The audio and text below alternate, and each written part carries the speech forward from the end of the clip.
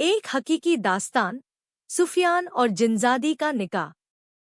यह वाक़या 80 की दहाई का है, जब न टीवी आम थे और न ही मोबाइल फ़ोन।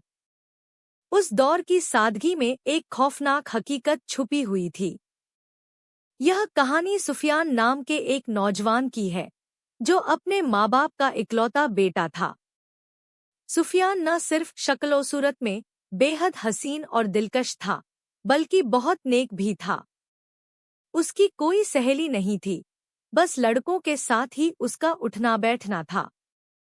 एक शाम और वो पुराना बरगद। सुफियान की आदत थी कि वो घर वापसी के लिए हर रोज रास्ता बदल लिया करता था। एक शाम जब वो घर लौट रहा था, तो रास्ते में एक बहुत पुराना और फैला हुआ बरगद का पेड़ आया। सुफियान बेखबर था कि उस पेड़ पर एक जिनजादी का डेरा था। जैसे ही सुफियान वहां से गुजरा, उस जिनजादी की नज़र उस पर पड़ गई। उसे सुफियान इतना पसंद आया कि उसने फौरन एक इंसानी रूप, एक खूबसूरत लड़की की शक्ल इख्तियार किया और सुफियान के पीछे चल दी। दोस्ती, आदत और निकाह। आहिस्ता आहिस्ता उसने सुफियान से दोस्ती कर ली। सुफियान को उसकी ऐसी आदत हुई कि वो उसके बगैर रह न पाता। सुफियान को जब भी किसी चीज की जरूरत होती, वो लड़की अचानक कहीं से भी वो चीज हाजिर कर देती। सुफियान कभी कभी सोचता कि ये इतनी जल्दी सामान कैसे ले आती है, लेकिन फिर ये सोचकर खामोश हो जाता कि शायद इसके घरवाले बहुत अमीर हैं। आखिरकार बात निकाह तक पहुंच गई। पूरी रस्मों-रिवाज के साथ सुफियान का उस लड़की से निकाह हो गया। जिनजादी ने एक आम बीवी की तरह घर बसा लिया। वो घर के सारे काम बिल्कुल एक आम औरत की तरह करती थी। सुफियान को कभी शक भी नहीं हुआ। उनके यहाँ 4 बच्चे हुए।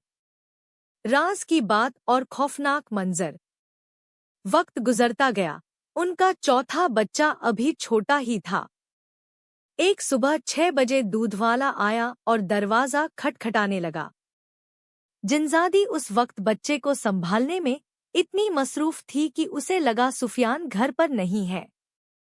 उसने कमरे में बैठे बैठे ही अपना हाथ इतना लंबा किया कि वो हाथ घर के मेन दरवाजे तक जा पहुंचा। दरवाजा खोला और दूध लेकर वापस आ गया। सुफियान ने अपनी आंखों से अपनी बीवी का हाथ इतना लंबा होते देख लिया। उसके तो हाथ पांव फूल गए।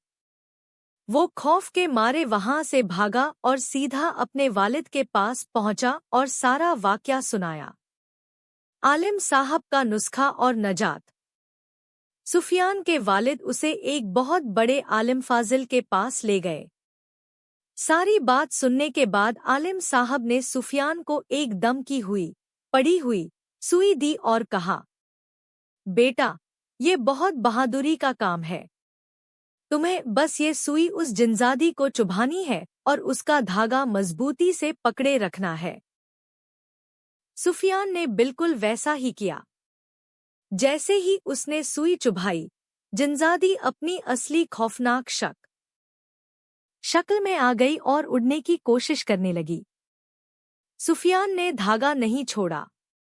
वो चीखती चिल्लाती छोटी होती गई और आखिर में गायब हो गई। तब जाकर सुफियान की जान में जान आई और उसने सुकून का सांस लिया।